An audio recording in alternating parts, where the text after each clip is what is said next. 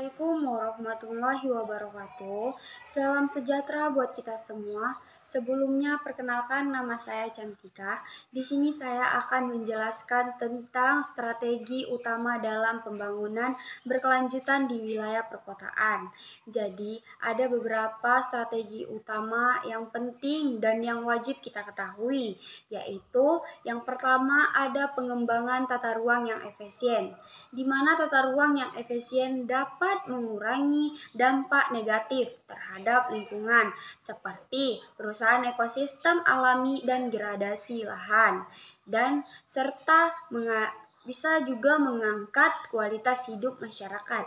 Yang kedua itu ada pangan transportasi ramah lingkungan.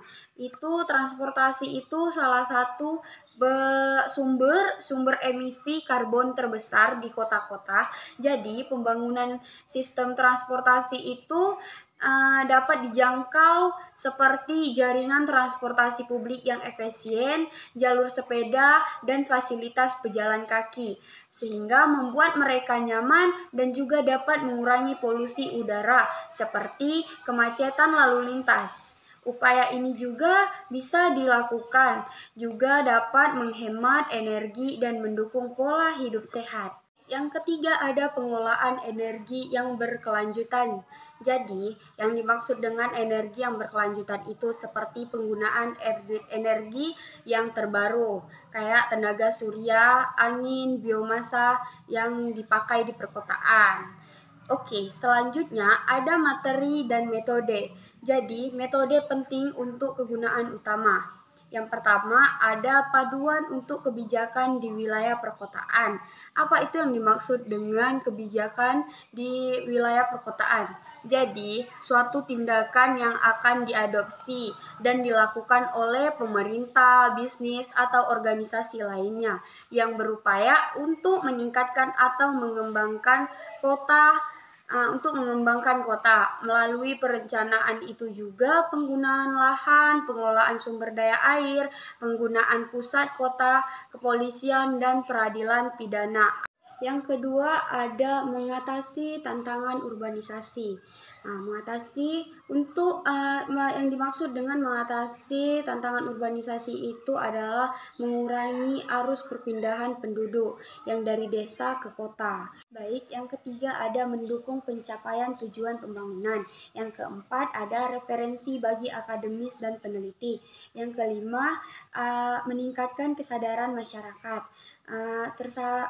Kesadaran masyarakat itu adalah proses untuk membantu masyarakat memahami dan mengerti apa yang harus kita lakukan untuk menjalani kehidupan masyarakat yang sesuai norma yang ada. Yang keenam ada mendorong inovasi teknologi di perkotaan. Jadi, menggunakan teknologi itu yang dimaksud dengan teknologi modern untuk meningkatkan kualitas hidup masyarakat. Contohnya seperti yang dulunya kita berkomunikasi melalui surat, sekarang sudah ada handphone. Yang ketujuh, mempersiapkan kota menghadapi perubahan iklim, berarti membangun ketahanan kota terhadap dampak perubahan iklim.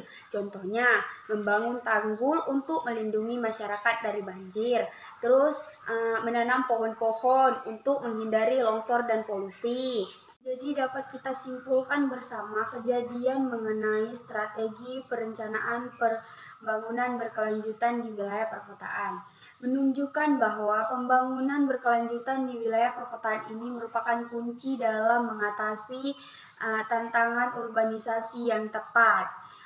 Implementasi strategi ini juga terdapat di beberapa kota besar di dunia telah berhasil menciptakan lingkungan perkotaan yang lebih sehat, ramah lingkungan, dan efisien dalam penggunaan sumber daya.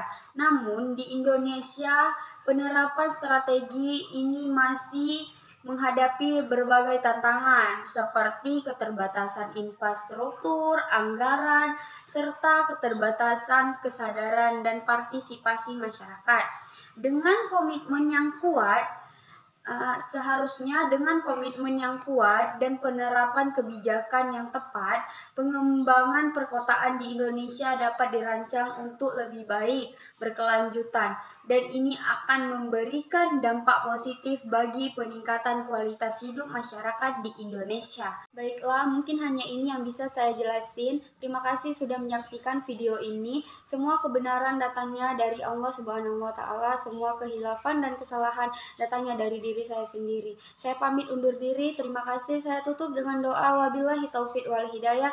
Assalamualaikum warahmatullahi wabarakatuh.